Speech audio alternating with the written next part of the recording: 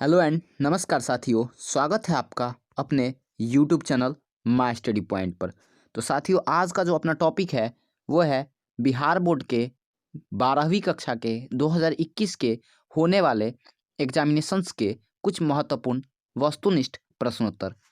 तो आइए वीडियो को शुरू करते हैं। वीडियो को शुरू करने से पहले एक रिक्वेस्ट है कि वीडियो को एंड तक जरूर देखें, क्योंकि मैंने इस सेट में वैसे प्रश्नों को तैयार किया है या वैसे प्रश्नों को एकत्रित किया है जो कि एग्जामिनेशन के पॉइंट ऑफ व्यू से बहुत ही ज़्यादा इम्पोर्टेंट है।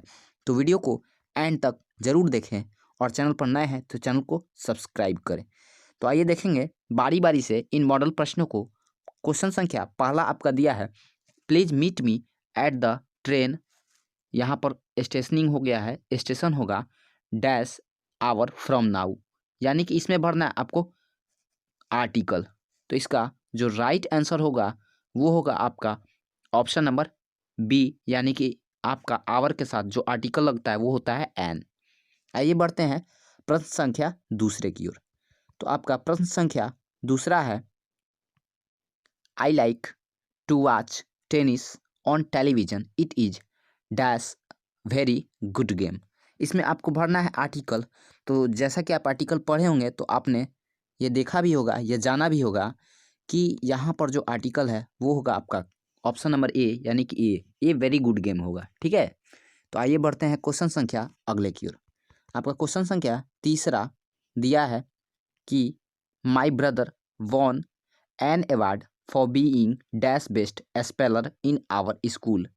अब इसमें भरना है आपको करेक्ट आर्टिकल। तो देखिए, बेस्ट जो कि एक सुपरलेटिव डिग्री है, और जहाँ भी बेस्ट देखिए, जहाँ भी देखे बेस्ट आप, वहाँ आपको क्या लगाना है, तो द लगाना है, यानी कि इसका right answer option number C होगा। ठीक है, तो बेस्ट कौन सा डिग्री है, सुपरलेटिव, और इसके साथ लगने वाला जो आर्टिकल होगा वो होगा द। तो आइए बढ़ते हैं अगले प्रश्न की ओर। तो आपका प्रश्न संख्या चौथा दिया है, ये आपका क्वेश्चन है नारेशन से। दिया है कि he said to me I shall be writing an essay, यानी कि आपका जो रिपोर्टेड स्पीच है उसमें प्रयोग किया गया है शैल बी का। तो इसका आपको चूज करना है करेक्ट आंसर। तो इसका जो करेक्ट आंसर होगा वो होगा आपका वुड बी वाला ऑप्शन। तो इसमें वुड बी कहाँ दिखाई दे रहा है, तो होगा he told me that he would be writing an essay, यानी कि इसका right answer option number B होगा। आइए बढ़ते हैं प्रश्न संख्या पाँचवें की ओर। तो आपका प्रश्न संख्या पाँचवा दिया है कि Sita said to Gita you can learn piano. अब इसमें आपको चूज करना है इनडायरेक्ट नरेशन। तो आपको जैसा कि पता होगा कि अगर कैन दिया है रिपोर्टेड स्पीच के अंदर में, तो ये आपका चेंज हो जाएगा किस में, तो कुड में चेंज हो जाएगा। तो ऑप्शन आप एलिमिनेट करके भी देख सकते हैं, ए भी नहीं होगा, बी भी नहीं होगा, और आपका डी भी नहीं होगा। इसका right answer option number C होगा। आइए बढ़ते हैं प्रश्न संख्या छठे की ओर। तो आपका क्वेश्चन छठा दिया है कि he said to you you may go out. इसका भी आपको चूज करना है इनडायरेक्ट नरेशन। वैसे तो ये सारे प्रश्न जलेबिया प्रश्न है नहीं, सारे के सारे तीखे प्रश्न हैं, और ऐसे ही प्रश्न अक्सर एग्जाम्स में पूछे जाते हैं, और अभी के पैटर्न के अनुसार ऐसे ही प्रश्न पूछे भी जाएंगे। ठीक है, तो जलेबिया पैटर्न के फेर में न पड़े, यही बातें जो है ना आपके काम में आने वाली है। तो जो मे है वो आपका चेंज होगा किस में, तो माइट में चेंज होगा। तो देख लीजिए माइट वाला ऑप्शन कौन सा है। अब इसमें तो तीन तीन ऑप्शन माइट वाले दिखाई दे रहे हैं, लेकिन मे गो आउट दिया है ना, तो आपको यहाँ पे ध्यान देना पड़ेगा कि ही सेड टू बदलेगा किस में, ही टोल्ड में। ठीक है, ही टोल्ड उसके बाद क्या होगा, यू होगा। तो देखिए, तो ही टोल्ड यू कहाँ है, तो ऑप्शन नंबर डी में है। सीधा सीधी बात है भाई कि ऑप्शन नंबर डी इसका क्या होगा, राइट आंसर होगा, क्योंकि ऑप्शन ए का ऑप्शन जो टोल्ड है वो सही नहीं है, स्पेलिंग गलत है। आइए बढ़ते हैं क्वेश्चन संख्या 7 की ओर। क्वेश्चन संख्या 7 आपका क्या दिया है, आइए जानेंगे उसको।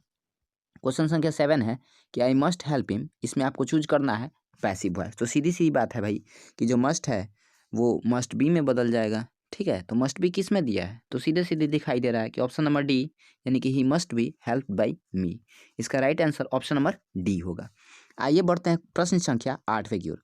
आपका प्रश्न संख्या 8वां है कि ही कैन स्पीक फ्रेंच। इसका भी आपको चूज करना है इनडायरेक्ट पैसिव वॉइस।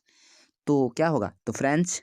ठीक है, और कैन के साथ क्या लग जाएगा, बी, और स्पीक का स्पोकन हो जाएगा बाई में हिम। देखिए ध्यान से देखिए कौन सा ऑप्शन सही है, तो इसका राइट आंसर ऑप्शन नंबर कौन सा दिखाई दे रहा है, तो French can be spoken by him. ठीक है, यानी कि राइट आंसर इसका ऑप्शन नंबर क्या है, तो सी है। आइए बढ़ते हैं प्रश्न संख्या 9 की ओर। आपका प्रश्न संख्या 9 दिया है कि दे में विन द बैटल। इसका आपको चूज करना है क्या, पैसिव वॉइस। तो आपको मे को चेंज करना होगा किस में, मे बी में। सीधी सीधी बात है कि आपको मे को चेंज करना है किस में, तो मे बी में चेंज करना है। तो क्या होगा, द बैटल, उसके बाद क्या लिखेंगे, मे बी। ठीक है, और वन बाई दैम, दे नहीं भी लगाइएगा, दैम तो चलेगा। वैसे इसका ऑप्शन नंबर जो है ना बी करेक्ट है। ठीक है, बी सी भी करेक्ट हो जाएगा। ऑप्शन का एलिमिनेशन आपको ध्यान रखना पड़ेगा, बी सी दोनों करेक्ट होगा। थोड़ा सा ये उलझा हुआ प्रश्न है। ठीक है, आइए बढ़ते हैं प्रश्न संख्या 10वें की ओर। प्रश्न संख्या 10 बहुत ही कतई जहर सवाल। It is not difficult to sympathise dash an unfortunate man. आपको चूज करना है इसमें सुटेबल प्रीपोजिशन। तो भाई यहाँ पर सिंपैथी के साथ आपको लगाना पड़ेगा क्या, विद, यानी कि ऑप्शन नंबर ए। ये कतई जहर सवाल है। ठीक है, आइए बढ़ते हैं प्रश्न संख्या अगले की ओर। तो आपका प्रश्न संख्या अगला है 11। He had to repent dash with he had done. ठीक है, इसमें आपको चूज करना है सुटेबल प्रीपोजिशन। तो भाई यहाँ पे जो मतलब कि करेक्ट प्रीपोजिशन होगा ना रिपेंट के साथ, वो होगा आपका FOR, यानी कि फॉर। आइए बढ़ते हैं प्रश्न संख्या 12 की ओर। आपका प्रश्न संख्या 12 दिया है, you are suppose to take this medicine and you will get rid. यहाँ पर जो गेट दिया है ना ये होगा गेट रीड। तो हमने आपको बताया भी है कि गेट रीड के साथ जो प्रीपोजिशन लगता है वो क्या होता है।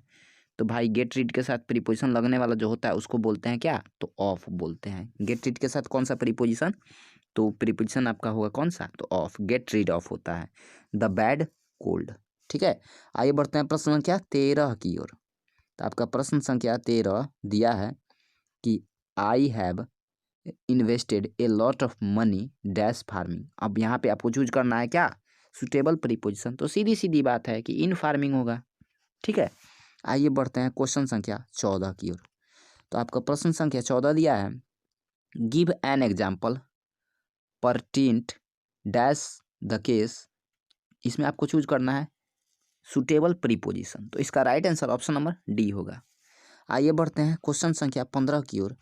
क्वेश्चन संख्या 15 है कि पुट ऑन, इसका आपको चूज करना है करेक्ट आंसर। तो पुट ऑन का जो करेक्ट, सॉरी ये तो साइनोनिम्स है। ठीक है, तो इसका जो करेक्ट आंसर होगा वो होगा एज्यूम। मतलब पुट ऑन का मतलब होता है मान लेना, एक्सेप्ट करना। ठीक है, आइए बढ़ते हैं प्रश्न संख्या 16 की ओर।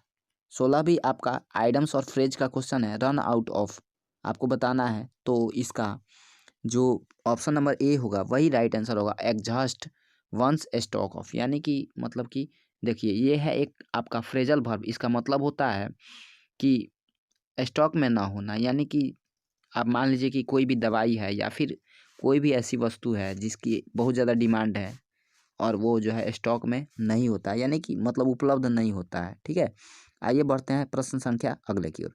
तो अगर प्रश्न संख्या दिया है 17, बताना है टेक ऑफ। टेक ऑफ का मतलब क्या होता है, टेक ऑफ का मतलब हो जाएगा आपका क्या, ऑप्शन नंबर ए, यानी कि रिमूव। आइए बढ़ते हैं क्वेश्चन संख्या 18 की ओर। ये बोर्ड मॉडल क्वेश्चन है रे भाई, मतलब इसको भी जो है नज़रअंदाज करने लायक नहीं है। ये आया है आपका पैसिव वॉइस से, Tom has painted the door.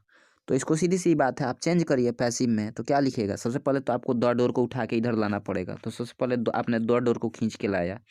ठीक है, उसके बाद क्या लिखेगा, हैज़ के बदला में क्या लिखेगा, हैज़ लिखिएगा। ठीक है, उसके बाद क्या लिखेगा, बिन लिखिएगा। पेंटेड बाई क्या हो जाएगा, टॉम, यानी कि ऑप्शन नंबर सी इसका राइट आंसर होगा। आइए बढ़ते हैं प्रश्न संख्या 19 की ओर। प्रश्न संख्या 19, the children should be loved. इसको चेंज करना है क्या, एक्टिव वॉइस। तो इसका जो राइट आंसर होगा वो होगा ऑप्शन नंबर ए, यानी कि लव द चिल्ड्रन। आइए बढ़ते हैं प्रश्न संख्या 20 की ओर। प्रश्न संख्या 20 दिया है, I dash going home now.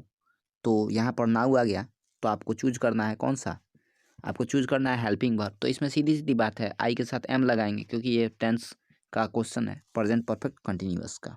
आइए देखते हैं प्रश्न संख्या 21। प्रश्न संख्या 21 में दिया है कि everyone dash finished reading the fairy tale. इसमें चूज करना है आपको करेक्ट आंसर।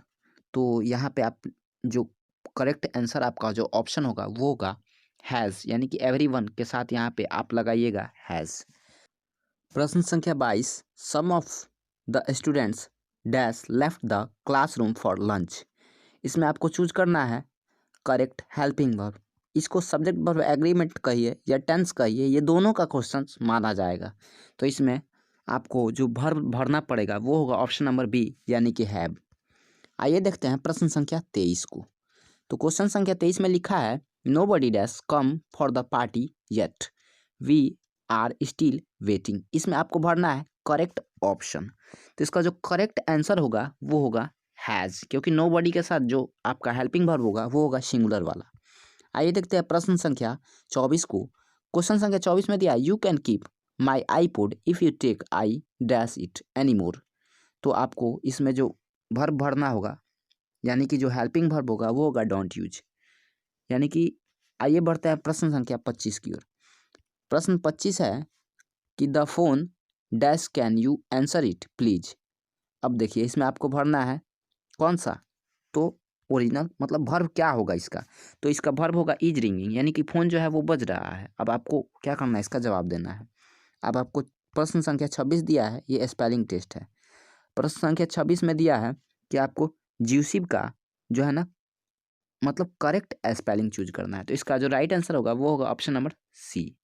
आइए देखते हैं क्वेश्चन संख्या 27 को। आपका क्वेश्चन संख्या 27 है फाइंड द करेक्ट स्पेलिंग। इसमें भी आपको करेक्ट स्पेलिंग ही चूज करना है। तो इसका राइट आंसर भी ऑप्शन नंबर ए होगा, यानी कि कैटल फुल। आइए देखते हैं क्वेश्चन संख्या 28। क्वेश्चन संख्या 28 दिया है फाइंड द करेक्ट स्पेलिंग। तो इसका भी right answer option number D होगा, कैने वैसली होगा। आइए देखते हैं क्वेश्चन संख्या 29 को। क्वेश्चन संख्या 29 है, इसमें आपको चूज करना है लेबोरेटरी का स्पेलिंग। तो इसका जो राइट आंसर होगा वो होगा ऑप्शन नंबर डी, यानी कि ये होगा लेबोरेटरी का करेक्ट स्पेलिंग। आइए देखते हैं क्वेश्चन संख्या 30 और दिया है फाइंड द करेक्ट स्पेलिंग, यानी कि लेगुन का जो राइट आंसर है वो होगा आपका ऑप्शन नंबर सी, यानी कि LAGOON। तो देखिए वीडियो को अपन जो है यहीं पे ख़त्म करते हैं, क्योंकि बहुत लंबा चौड़ा वीडियो हो जाएगा।